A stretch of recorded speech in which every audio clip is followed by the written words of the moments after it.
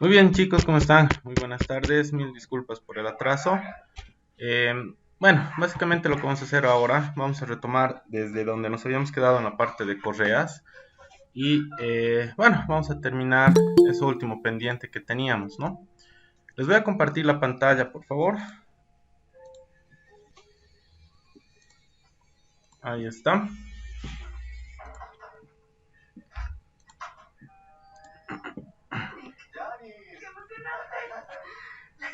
Muy bien, perfecto chicos. Entonces, bueno, poquito recapitulando lo que habíamos visto en la última clase es con respecto a las correas, algunas características, los componentes que hacen a las correas, ¿no? Algunos elementos que son parte de la gama de productos PT de SKF que contemplan tanto como correas como poleas estandarizadas. Habíamos visto el principio de funcionamiento que tiene una correa, ¿no? Que es básicamente por fricción y el efecto que lo habíamos conocido como efecto cuña, ¿no? Para que pueda arrastrar lo que es la correa y la polea. Habíamos visto también las partes, ¿no? Que tiene la correa. Eh, Hemos visto también, bueno, algunos modelos, hemos visto algunas características, ¿no? De posición que tiene que tener la correa con respecto al canal de la polea, ¿no? Tomando en cuenta de que el ride out en realidad es el mejor, o sea, la correa siempre tiende a salir un poquito más de lo que es el canal. Después de eso habíamos mencionado un poco sobre las características, ¿no? Que tienen las correas y el método de selección, ¿no? Mencionando acá de que prácticamente las correas más robustas, las que tienen más ancho y alto, se las toma en cuenta para potencias más elevadas, pero no para velocidades rápidas, ¿no? Sino para velocidades lentas. Las correas más pequeñitas no tienen un rango amplio de potencia, pero sí un rango amplio de velocidad de trabajo, ¿no? Entonces, bueno, lo que quisiera mostrarles a continuación tiene que ver un poco con el tema de ya algunas tareas de verificación como tareas de mantenimiento para lo que son poleas y correas. Entonces, aquí está. Entonces, lo que vamos a hacer acá básicamente es, bueno, tenemos una herramienta que se la conoce como galga, también se le conoce como plantilla, que tiene distintos tipos de perfiles y distintos tipos de correas. O sea, tipos de correas, pero estamos hablando de correas trapezoidales, ¿no? Porque en los tipos, dentro de las correas trapezoidales, tenemos las correas clásicas, que son las que generalmente se utilizan. Tenemos las estrechas, tenemos las anchas, tenemos las que están según estándares, o mejor dicho, sobre medidas que son en milímetros y las otras que están en pulgadas, que igual no es lo mismo, ¿no? Entonces, básicamente, lo que nosotros hacemos con estas plantillas es tres tareas básicas. Uno, esto de acá nos sirve comparar con las plantillas el estado en el que se encuentra el canal de la polea, tomando en cuenta lo siguiente. Uno, de que tenemos que ver de que coincida el perfil que nosotros estamos utilizando de la plantilla con el perfil que tenemos del canal, ¿ya? Esa es una de las tareas principales. La otra tarea es verificar en el caso de puede ser por ejemplo,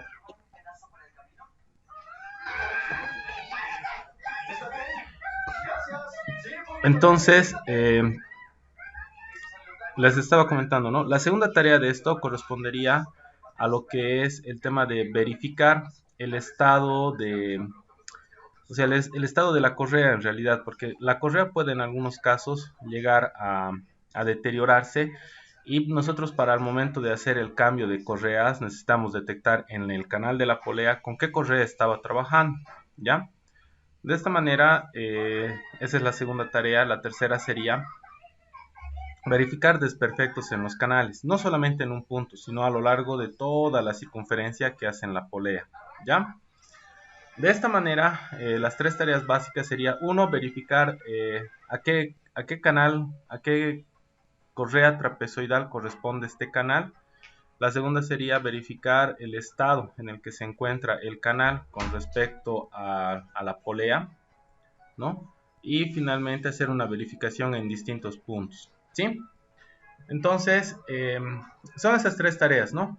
La forma de utilización de la plantilla es la siguiente. Básicamente nosotros tenemos que verificar de que no haya diferencia de ángulo. O sea, me refiero a que lo que en este momento ustedes están viendo acá, tanto este flanco como este flanco, si se dan cuenta, vamos a hacer una pequeña ampliación. Prácticamente están, tanto la plantilla como el canal están de forma paralela, ¿no? Por otra parte, estos lados de acá que tiene la plantilla, con respecto a la polea, están apoyados y este lado de acá no está llegando hasta el tope.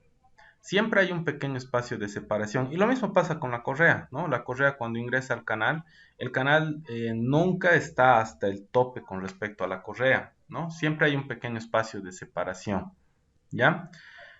Aquí hay un elemento muy importante para poder verificar, que es lo que se conoce como entrada de luz. ¿A qué se refiere esto? Se refiere a, bueno, aquí está demasiado exagerado, ¿no? Pero en realidad no es que esté mal. Este canal de polea en este momento está sumamente desgastado.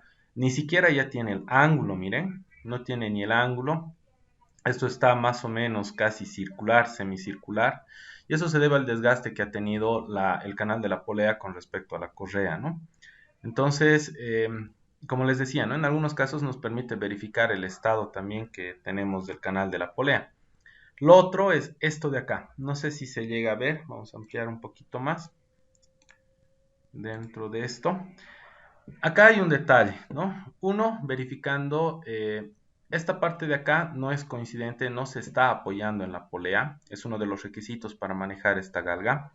Y lo otro es que si no se llega a ver bien acá, esto miren, hasta aquí tiene contacto, pero después de a poco se está abriendo. Y aquí hay una entrada de luz, ¿no? Lo mismo está pasando acá.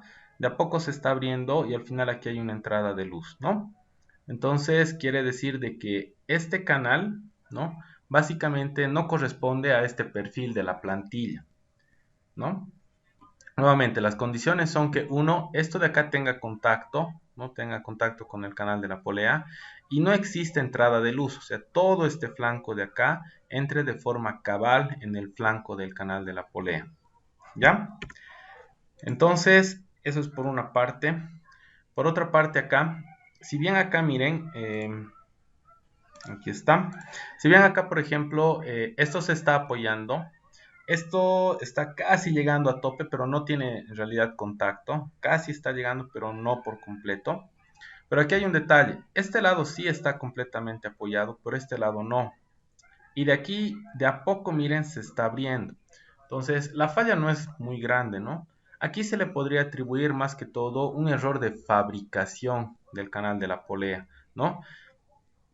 ¿Por qué? Porque el ángulo con el que han fabricado al momento de hacer este canal ha resultado un poco más abierto de lo que debería y es por eso que está dando lugar a esta entrada de luz. La variación puede ser alrededor de 1 grado, tal vez un poquito más, pero al fin y al cabo hay una variación, ¿no? Si fuese más de 1 grado, ya podría ser de que en realidad no corresponde a este perfil de la plantilla, ¿no? Y tendríamos que probar con otro perfil. Pero en este caso, miren, ha encajado bien, solo que al momento de verificar hay una entrada de luz bastante pequeña de este lado, lo que a nosotros nos da a entender de que el canal, o sea, puede ser que haya tenido algún desgaste y si recién se ha fabricado, entonces es un error de fabricación, ¿no? Entonces, esta galga, como les comentaba, es una galga bastante importante para el tema de verificación, ¿no? Verificación del canal de la polea, verificación de qué tipo de correa debe utilizar ese canal, ¿no? Y incluso en algunos casos, como les mencionaba, el tema de verificación del estado de fabricación, ¿no? Si uno ha fabricado, el siguiente paso es verificar con la plantillita si tiene algún desperfecto para que se pueda corregir, ¿sí? Hasta acá me gustaría saber si tienen alguna duda, tienen alguna consulta, algún comentario o algo que quisieran que les repita tal vez.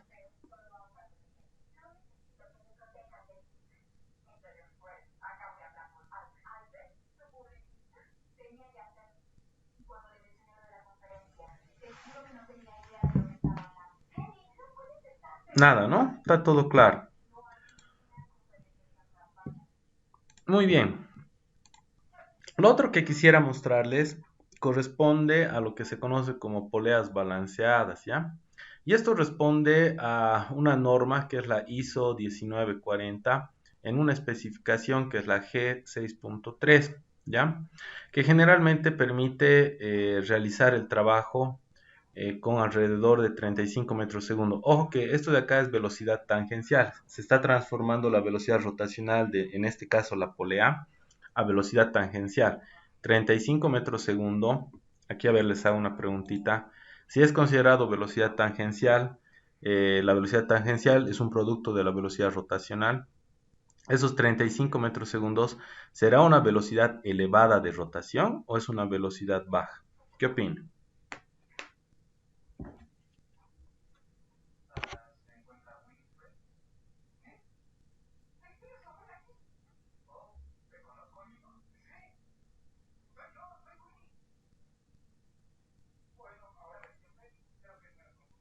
¿Nadie? Sería elevada ahí, ¿eh? Súper elevada, súper elevada. Miren, alrededor de los incluso 5 o 7 metros segundos, dependiendo del radio de la polea, podríamos estar hablando tranquilamente de alrededor de 1000 RPM, 800 RPM, ¿no? Entonces, sí, es una velocidad súper elevada, ¿no? Entonces, este ensayo que nos está mostrando acá, bueno, lo estamos viendo acá, que es según la norma ISO, es para velocidades de régimen, ¿ya? Y esto de acá generalmente se lo hace con equipos. No sé si alguna vez han visto, por ejemplo, el balanceo de los aros de las movilidades. Es algo bastante parecido, ¿no? Estos aros agarran y se los hacen trabajar a velocidades de régimen, a velocidades de rotación de régimen. Y eso se hace solamente con equipos, ¿no? El equipo comienza a realizar la medida, tiene sensores en distintos puntos y ayuda a determinar el balanceo. El balanceo consiste en verificar el grado homogéneo de distribución de masa que tiene el aro. Se puede que haya más en un lado que en otro y eso es peligroso. Podría generar vibraciones y podría generar incluso algún tipo de accidente. Entonces, ¿qué es lo que hacen? Le añaden masas, ¿no? Pequeñas masitas para que pueda contrarrestar los puntos donde tiene mayor distribución con respecto a los que tienen menor distribución. Entonces, el balanceo consiste en eso. En el caso de las poleas, se puede hacer esto también a nivel de esa norma de calidad que estábamos viendo, que es la ISO 1940, pero no siempre hacen eso porque no en todos los talleres tienen esto. Entonces, eh, sí, el procedimiento es bastante parecido con lo de los aros porque se puede llegar a soldar, digamos, pequeños objetos para poder balancear la polea o incluso hacer remoción de material. O sea, se agarra y del total del queso se comienza a hacer taladrados para retirar material, ¿no? Obviamente sin tocar el canal y sin tratar de debilitar toda la parte de la estructura de la polea. Pero se hace remoción de material, eso con el tema de homogenizar la distribución de masa. Les decía, ¿no? Generalmente en talleres no hay estos equipos que permitan realizar el balanceo. Se lo conoce así, o sea, tenemos el balanceo dinámico, que es ese según la ISO 1940, una velocidad de régimen de 35 metros segundos, creo que indica, 35 metros segundos. Y la estática, que no es a velocidad de régimen, en realidad se dice estática, pero no está tan estática, o sea, sí gira, pero no a velocidad de régimen, ¿no? Se lo puede realizar de dos distintas maneras y así trabajan en algunos talleres, ¿no? O sea, tratan de fabricarse pequeños equipos un poco empíricos, pero al fin y al cabo ayudan de alguna manera a subsanar, ¿no? El tema del problema de que no haya homogenización en la distribución de la masa de la polea. ¿En qué consisten estos métodos? ¿No? Hay un método que consiste en utilizar barras paralelas de acero inoxidable con un acabado superficial súper fino, ¿no? Y tomando en cuenta de que tienen que estar correctamente nivelados y paralelos, ¿no? Entonces, el eje en conjunto con la polea se coloca entre estas barras paralelas y se hace girar. Yo puedo agarrar y hacer girar. Entonces, ¿qué es lo que va a pasar con la polea? La polea se va a autofrenar. Si la polea se va a autofrenar y luego de eso hasta el momento de frenar se va a tener el clásico vaivén, eso quiere decir que no hay una correcta distribución de la masa, ¿no? En ese caso lo que tenemos que hacer es lo que les decía, ¿no? O soldar algún objeto más o remover, ¿no? Remover material. Hay otro método bastante interesante también que es utilizando y aprovechando lo que es el rodamiento, ¿no? Se puede utilizar una chumacera, ¿no? Con su rodamiento y hacer girar el eje en conjunto con la polea, ¿no? De la misma manera, vamos a hacer girar nosotros manualmente, o sea, yo agarro mi mano y con la mano manualmente hago girar la polea. De esta manera, la polea va a tender a hacer lo mismo, o sea, se va a autofrenar y al momento de que se esté por frenar va a ser como un efecto de vaivén, se va a ir y venir hasta que se detenga por completo, ¿no? Normalmente eso quiere decir que no está correctamente balanceado, entonces hay que hacer lo mismo, ¿no? Hay que agarrar, remover un poco de material o soldar alguna arandela, soldar algo para poder hacer que la masa se distribuya de forma homogénea, ¿sí? Entonces, el balanceo también es importante en las poleas y es algo que hay que revisar porque nuevamente, si la masa no está balanceada, no se olviden, las poleas en algunos casos están girando a 1200, 1300, 1420 RPM hasta antes de la reducción, entonces es destructivo, ¿no? Lastimamos rodamientos, fatigamos al eje, entonces trae un montón de problemas, ¿ya? Hasta acá, no sé si tienen alguna duda, alguna pregunta,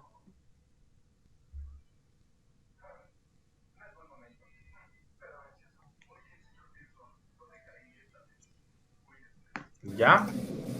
El balanceo, Inge, tendría que hacerse tanto para herramientas de, perdón, como una sierra, una tronzadora, una sierra, que funcione con correaje o con correas y correas. Tendríamos que hacer ese balanceo sí o sí, tanto como en maquinarias igual.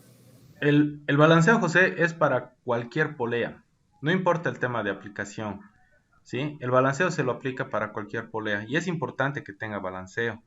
Miren, particularmente, más que en sistemas, bueno, en cualquier sistema de transmisión se hace esto, pero yo en trabajo, digamos, ya en cancha, yo utilizaba el balanceo estático porque no teníamos equipos para hacer el dinámico y lo utilizábamos para las poleas que se utiliza para un ventilador centrífugo, ¿no? Entonces, sí es importante hacer eso porque así como te digo, si no está balanceado, va a comenzar a vibrar la máquina, ¿no? Entonces es bastante peligroso. La razón, la importancia de esto es la misma de las movilidades, ¿no? Es por eso también que los aros de las movilidades los balancean. ¿Por qué? Porque si no es una reacción en cadena de lastimar todo el tren de transmisión, ¿no?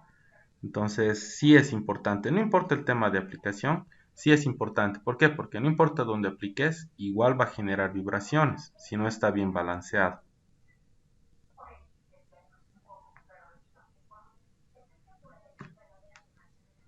Gracias, Inge. ¿Ya? Muy bien.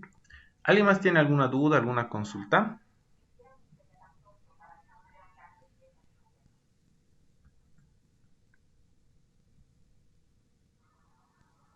¿Ya? Eh, entonces tenemos el tema de balanceo estático y el balanceo dinámico. Entonces la diferencia es que el balanceo estático sí está girando, no es que está completamente parado, pero no gira a velocidad de régimen a diferencia del dinámico, ¿no? Y la diferencia también es que para el dinámico sí requerimos equipos de medición. Algunas consideraciones para el tema de montaje de las correas, ¿no? Eh, Uno, hay que inspeccionar fijamente lo que son los canales. Para eso está la plantilla, les decía, ¿no? Entonces, con la plantilla yo puedo verificar. Entonces, por ejemplo, acá es un canal de polea que no tiene ahorita ningún desperfecto y la correa está entrando adecuadamente. Si en algún momento la correa llega a entrar un poquito más de lo que debe, hay que revisar. Algo está pasando con el canal, ¿no? Puede ser, así como estamos viendo acá, que se haya curvado y de esa manera se esté entrando un poquito más de lo que debe la correa. Para eso tenemos esto de las galgas, les decía, ¿no? Tenemos ahí los distintos tipos de situaciones, ¿no? El manejo sigue siendo el mismo que les había comentado, hay que tener cuidado con las entradas de luz, ¿no? Entonces, por otra parte, el tema de limpieza es importante. El canal de la polea debe estar correctamente limpio, libre de aceites, libre de grasas o cualquier otro tipo de impureza. No se olviden, trabajan por fricción. Lo que sucede es que si no está limpio, va a comenzar a rayar lo que es la cubierta que tiene la correa y vamos a desgastarla, ¿no? Por otra parte, hay algo que es importante y aquí quiero aclarar que el tema de la norma, por ejemplo, independientemente de la marca que estemos usando, ya sean correas SKF, Optibel, Goodyear. Hay distintos tipos de marcas de correas. Hay que tomar en cuenta de que no debemos mezclar las marcas y tampoco debemos mezclar entre correas nuevas y usadas. No se olviden, uno, en el caso de las correas nuevas y usadas, eh, la correa usada obviamente va a estar un poquito más estirada que la nueva, ¿no? Son elementos que son elásticos, entonces en algún momento cuando superan el límite de deformación, las deformaciones se vuelven permanentes. Entonces la longitud de la correa usada es diferente a la longitud de la correa nueva. Si yo agarro y sustituyo de mi par de correas, por ejemplo, mi polea, solamente una de ellas porque se ha reventado y está muy desgastada, y dejo una usada y la mezclo con una nueva, esta correa nueva va a correr casi con toda la carga. Va a ser muy difícil también el tema de alineado, entonces no es conveniente, ¿no? Porque una va a tensar más que la otra. Por otra parte, cuando mezclamos marcas, el estándar establece el ancho y alto, ¿no? Eso quiero que tengan claro. O sea, establece las medidas del perfil de la correa, pero no así la longitud. O sea, Optibelt, SKF, Goodyear, cualquiera de estas puede variar su longitud, pero no así el ancho y el alto, porque eso sí es estandarizado. Eso quiere decir, por ahí yo tengo en Optibelt una correa que tiene una longitud de 1508. Posiblemente en SKF no tenga esa medida, sino tenga tal vez una medida un poco mayor o un poco menor, ¿ya? Entonces, está prohibido mezclar entre correas nuevas y usadas y también mezclar lo que son las marcas. Por otra parte, al momento de hacer el montaje, desmontaje, más que todo para el desmontaje hay que tener cuidado de no palanquear para extraer la correa, porque podemos lastimar la correa y podemos lastimar el canal de la polea. Lo correcto generalmente es que nosotros agarremos y realicemos el destensado. O sea, en pocas palabras hay que agarrar, sacar las chumaceras, desarmar y de esa manera recién extraer lo que es la correa. ¿Sí? Hay un elemento acá que hay que tomar en cuenta que ya tiene que ver con el tensado de la correa, ¿ya? El tensado de la correa y el destensado se lo puede sacar a través de selección de tablas, ¿ya? ¿Qué quiere decir esto? Tengo acá, no sé si llegan a ver bien, tengo acá mi distancia Y, que es para el destensado, y mi distancia X, que es para el tensado. Lo que quiere decir que al momento de fabricar yo la estructura para las chumaceras donde van a apoyarse lo que son las poleas y los ejes, puedo hacer agujeros ensanchados en base a estas medidas para que yo tenga este rango de juego para destensar y volver a tensar, ¿ya? De esta manera yo puedo hacer agujeros ensanchados que me permitan hacer eso. Entonces, este valor de X y, que es para destensado en el caso de Y y tensado en el caso de X, lo sacamos de tablas. ¿Y cómo sacamos estos valores de tablas? Tomando en cuenta, uno, la longitud que tiene toda la correa. No es distancia de centros, es la longitud que tiene toda la correa, ¿no? La longitud de la correa cruzamos con el perfil, ¿no? Si es un perfil B, si es un perfil C, entonces esto vamos a agarrar y vamos a recorrer hasta ese perfil. Cruzamos la información con X y con el perfil aquí. De esa manera tenemos la distancia en X y la distancia en Y. La distancia de tensado y la distancia de destensado. Esa es una forma, ¿no? Para poder tensar. La otra forma ya no es a través de cálculos, ¿no? Sino es a través de herramientas, ¿sí? Aquí la razón por la que les decía, ¿no? No hay que mezclar correas nuevas con correas antiguas o usadas, ¿no? Entonces tiende a pasar esto. Entonces, la mayor parte de la carga la va a absorber solamente una de las correas, ¿no? Y no así ambas. Aparte del balanceo, que es algo que hay que tomar en cuenta para la polea, hay que tomar en cuenta lo que se conoce como desalineamiento, ¿ya? El desalineamiento tenemos básicamente uno, lo que se conoce como desfase paralelo. Después de esto tenemos el desalineamiento angular, que puede ser angular vertical o angular horizontal, ¿ya? ¿Qué quiere decir esto? Miren, el desfase paralelo es este que estamos viendo acá. Esta polea con respecto a esta está en paralelo, pero miren, una está por encima de la otra, ¿no? Esto es lo que se conoce como desfase paralelo. Lo que estamos viendo en este momento acá es lo que se conoce como desalineamiento angular, ¿no? Esto se está moviendo en este sentido, por lo tanto es horizontal. Es un desalineamiento angular horizontal. Este de aquí sería el vertical y este de aquí es una combinación. ¿Sí? Entonces tenemos básicamente tres tipos de desalineamientos, ¿no? El paralelo, el angular horizontal y el angular vertical. Para el alineado, no se olviden qué método nosotros hemos dicho que usamos. Utilizamos el método ya sea de la regla, el método del hilo o utilizando algún alineador láser, ¿no?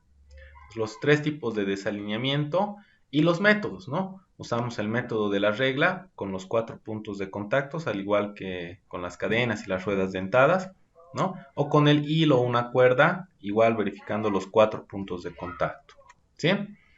En el caso del alineador láser, el alineador láser se puede poner en un extremo de las poleas y controlar desde ahí. No es la mejor forma debido a que en uno de los extremos puede ser de que la distribución o el tema de tolerancia de fabricación de esta polea con esta no sea la misma. Entonces vamos a tener ahí un problema de desalineamiento, pero no porque no esté alineado el tema de los canales de las poleas, que es lo que nos interesa, sino porque la polea no tiene la misma tolerancia de fabricación en ambos casos, ¿no? Tanto para la polea más pequeña como para la polea más grande. La correcta ubicación es esta que estamos viendo acá. El alineador láser debe entrar en el canal de la polea y no así en los extremos, ¿sí? Entonces la verificación es desde un canal hasta el otro, ¿sí?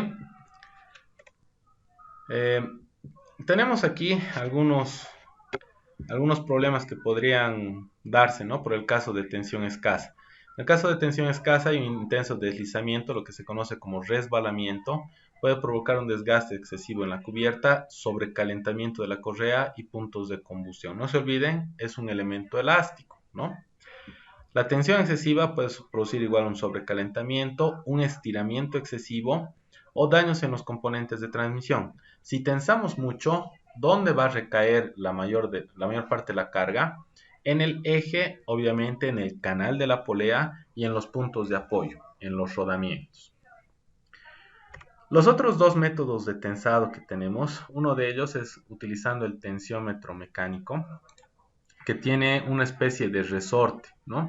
Tiene una especie de resorte y con ese resorte nosotros podemos medir. La otra es calculando. Yo agarro y, bueno, básicamente tengo esta ecuación en donde Y es la distancia de deflexión, ¿no? Desde el plano horizontal hacia abajo, lo que quiere decir que yo voy a agarrar con mi dedo en el punto del centro y voy a estirar. De esa manera voy a medir esto, ¿no? Tenemos entonces Y, que es la longitud de deflexión de la correa, y T, que es la longitud del ramal o spam. ¿Qué es la longitud del ramal o spam? No es distancia de centros, no se olviden. En algún momento les había comentado con las cadenas porque es algo parecido. Es la distancia entre puntos de contacto, en este caso entre la correa y los canales de la polea para la polea pequeña y para la polea grande, ¿no?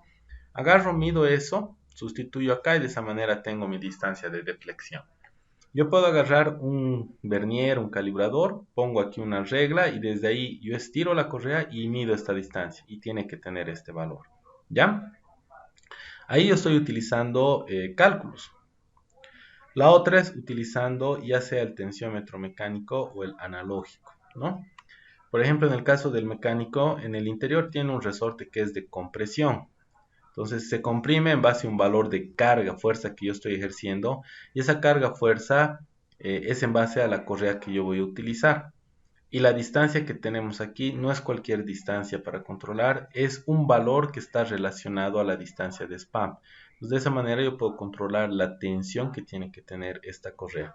Este método es bastante apropiado, es bastante útil, ¿ya?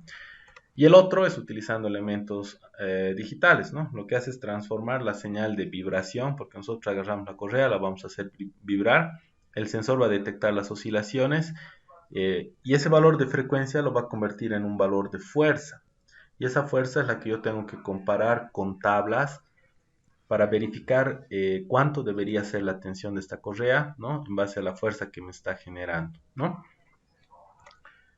Entonces es básicamente el equipo, el digital. Nosotros tenemos este equipo, tenemos el tensiómetro mecánico también, pero no en SKF, ¿no? Lo disponemos en otra marca. ¿sí? Después, para inspeccionar, ¿no? Una vez que ya se ha realizado o bueno, se quiere realizar la extracción de la correa, lo que se tiene que hacer es, uno, verificar el tema de alimentación, ¿no? Hay que desconectar todo el sistema, colocar todos los componentes de la máquina en posición segura, retirar elementos de protección y hay que revisar si estos tienen daños. Estamos hablando en algunos casos incluso hasta de elementos eléctricos, no se olviden, ¿no? Las poleas trabajan con motores, entonces de esta manera trabajamos con energía eléctrica. En el caso de los motores, nosotros tenemos tableros y tenemos también candados de seguridad. En algún momento habíamos mencionado de esto. No sé si se acuerdan cuando estábamos hablando de las 5 S japonesas. Hay candados de seguridad, eso es para que nadie agarre y vuelva a energizar cuando ustedes estén haciendo el mantenimiento, ¿no? Hay que inspeccionar en el caso de la correa. Hay que verificar siempre, uno, si ya tiene algún desgaste. Puedo medir con el calibrador el ancho y alto. Otro indicador es, como están sometidos a temperatura, la goma cuando calienta se va secando, entonces se va rajando, ¿no? Entonces ese es otro indicador. Es bueno por eso inspeccionar siempre la correa, ¿no? Hay que ver las poleas, ¿no? Verificando el tema de desalineación, el tema de desgaste de los canales, ¿no? Hay que revisar el resto de los componentes, entre rodamientos, ejes y cualquier otro, ¿no? Después de eso hay que inspeccionar la toma de tierra, esto ya es eléctrico. Hay que revisar la tensión de la correa, revisar nuevamente la alineación y reinstalar las protecciones, toda la parte de alimentación. Después de eso hay que dejar trabajar. Dice observe y escuche. ¿Por qué dice escuche? Porque si nosotros agarramos y no hemos realizado un buen tensado de la correa, está bastante suelta, quiero decir, va a pasar lo mismo que pasa con las movilidades cuando no tensan bien la correa que va del motor al alternador y a la bomba de gasolina, ¿ya? Va a comenzar a chillar la correa. Ese es un indicador.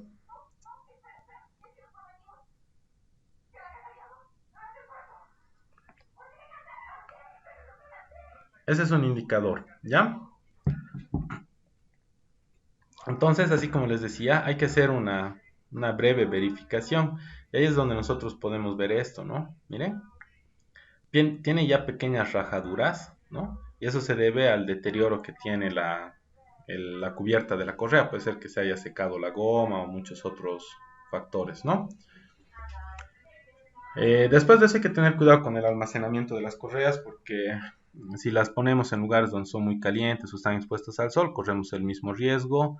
No hay que deformarlas, hay algunos que agarran, les hacen dar 1000 vueltas a las correas y así las almacenan.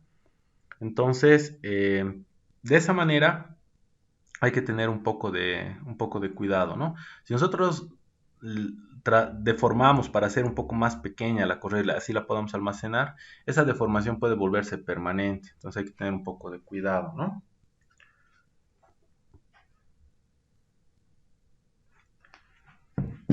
Muy bien.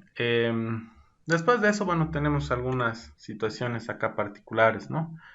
Que podrían suscitarse, ¿no? En el caso de que la correa se rompa, puede ser una causa probable, por ejemplo, a ver si nosotros analizamos un poco acá, la sobretensión, ¿no? La sobretensión. Entonces, ¿cuál es la solución? Hay que revisar el tensionado y que este tensionado no sea excesivo, ¿ya? Por otra parte, puede ser el tema de desgaste de las paredes laterales de la correa.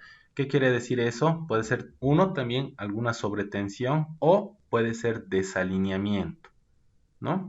¿Cuál es la solución? Hay que revisar el tema de tensionado y hay que revisar el tema de desalineamiento de las poleas.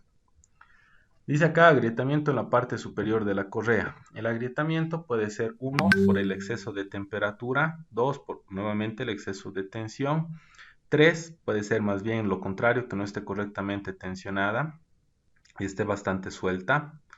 Y cuatro, puede ser que ya tenga algún deterioro y no se haya revisado la correa al momento de que ésta se haya instalado, ¿no? Muy bien, chicos, hasta acá para esta parte de correas. No sé si tienen alguna pregunta, alguna consulta,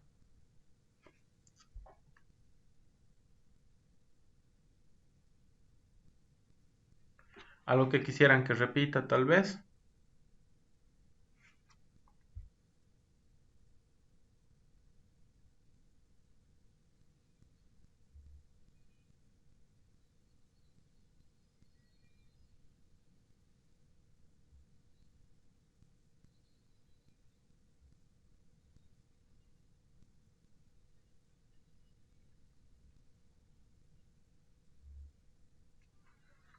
Ya. Muy bien, chicos. Entonces, bueno, si no hay más preguntas, gracias, Juan. Si no hay más dudas, no hay más preguntas, bueno, quedamos hasta acá. Les mando un saludo bastante grande y nos vemos hasta el día de mañana. ¿Ya? Que estén bien, chicos. Nos vemos. Y que para el siguiente jueves sería presencial, ¿no? Las clases. Todavía no estamos entrando al tercer parcial, bueno, según lo que yo tengo todavía en la listita. El tercer parcial sí entramos ya a lo que es la parte de prácticas. Creo que tenemos una clase más. Después de eso, todo el tercer parcial es en taller, ¿no?